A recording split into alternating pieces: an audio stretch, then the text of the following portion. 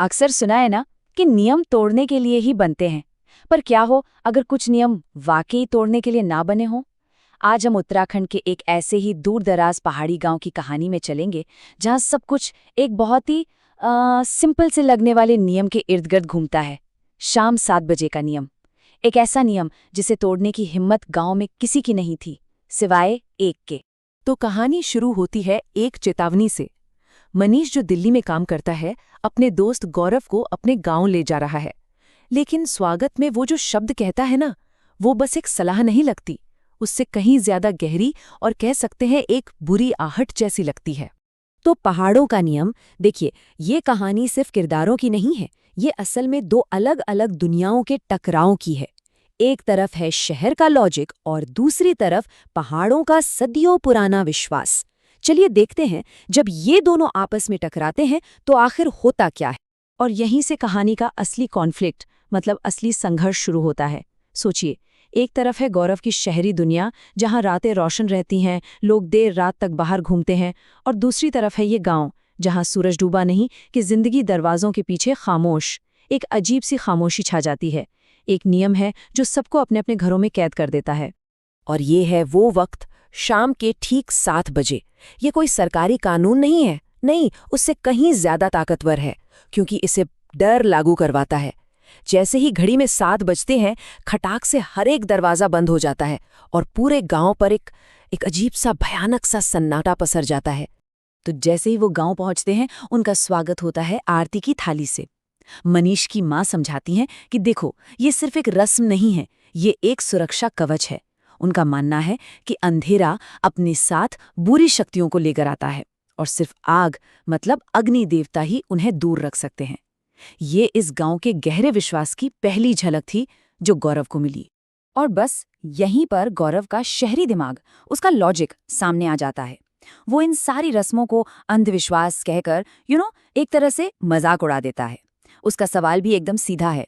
अरे भाई, शिमला और मसूरी जैसे टूरिस्ट शहरों में तो लोग आधी रात तक घूमते हैं, वहां तो ऐसा कुछ नहीं होता, तो फिर यहाँ ऐसा क्या खास है?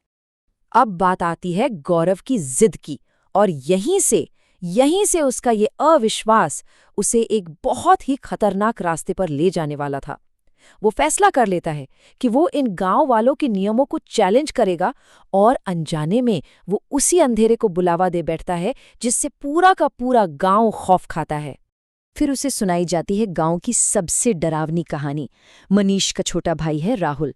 वो उसे बताता है भूतों की बारात के बारे में।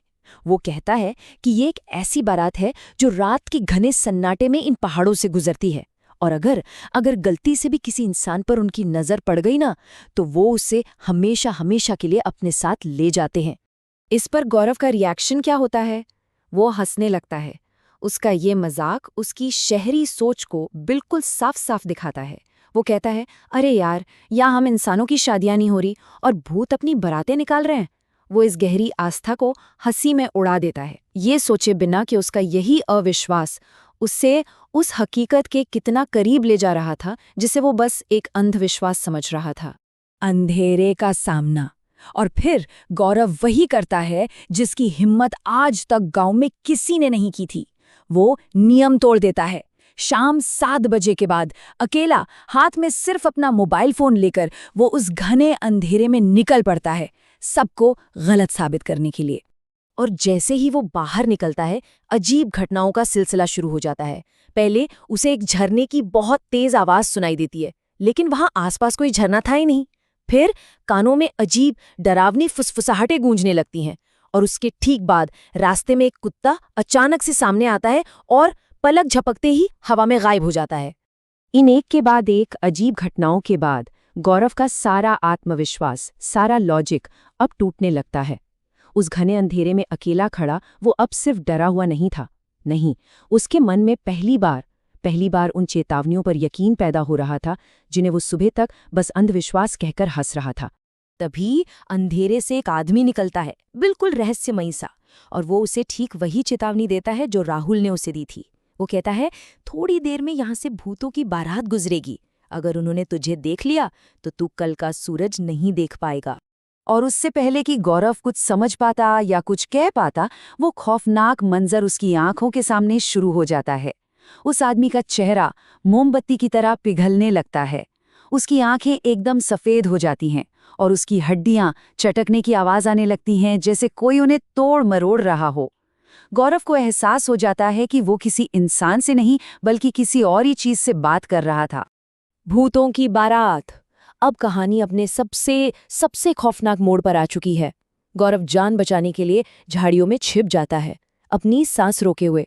और अब वो उसी हकीकत का सामना करने वाला था जिसका उसने कुछ ही घंटे पहले मजाक उड़ाया था।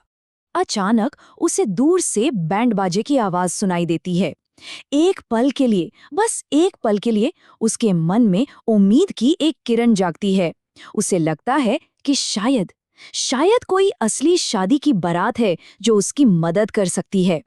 लेकिन तभी उसे राहुल की बात याद आती है। रात में यहां से भूतों की बारात गुजरती है और बस गौरव की वो उम्मीद तुरंत खौफ में बदल जाती है। उसे समझ आ जाता है कि वो असल में क्या सुन रहा है। और जब वो बारात उसकी आंखों के सामने आती है तो मंजर इतना भयानक था कि बयान नहीं किया जा सकता। उन बारातियों के चेहरों से मांस के लोथड़े लटक रहे थे। आंखें अपनी जगह से बाहर निकली हुई थीं। उनके पैर पूरी तरह से पीछे की तरफ मुड़े हुए थे और हर एक चेहरे पर एक शैतानी मुस्कान थी। गौरव अपनी सांसें रोककर खुद को बचाने की पूरी कोशिश कर रहा था, लेकिन तभी उनमें से एक का सिर घूमता है और उसकी नज़र सीधी झाड़ियों पर पड़ती है। एक पल के लिए सब कुछ थम सा जाता है। जैसे ही उस चीज की आंखें गौरव से मिलती हैं, गौरव की एक चीख उस अंधेरे में गूंजती है और फिर सब कुछ खामोश। एक भयानक अंत। गौरव की जिद और गांव के उस नियम का टकराव एक बहुत ही भयानक अंजाम पर आकर खत्म होता है। चलिए देखते हैं कि सुबह होने पर गांव वालों को क्या मिलता है।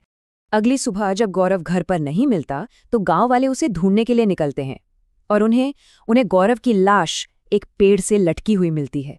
शाम 7 बजे का नियम तोड़ने का अंजाम सबके सामने था। उसके शरीर की जो हालत थी उसे देखकर किसी भी इंसान की रूह कांप जाए। उसकी आंखों की जगह सिर्फ खाली गड्ढे थे। जीभ मुंह से बाहर लटक रही थी और उसके हाथ पैर उन्हें किसी ने बुरी तरह मरोड़कर उल्टा कर दिया था। ये साफ था, ये किसी जानवर का काम नहीं हो सकता था। ये उस रात हुई भयानक मुठभेड़ का जीता जागता सबूत था। मनीष को अपने दोस्त की जेब से उसका फोन मिलता है, जिसमें पिछली रात की पूरी रिकॉर्डिंग मौजूद थी। अपने दोस्त की लाश को देखकर उसके मुंह से बस यही शब्द निकलते हैं, काश तूने मेरी बात मान ली होती मेरे दोस्त। तो गौरव की ये कहानी हमें एक बहुत ही अहम सवाल पर लाकर छोड़ देती है। क्या कुछ नियम वाकई तोड़ने के लिए नहीं बने होते? और क्या वो चीज़ें जिन्हें हम सिर्फ अंधविश्वास कहकर खारिज कर देते हैं, वो किसी गहरी जानलेवा हकीकत के ऊपर डाला गया बस एक पर्दा हो सकती हैं? इस बारे में सोचिएगा ज़रूर।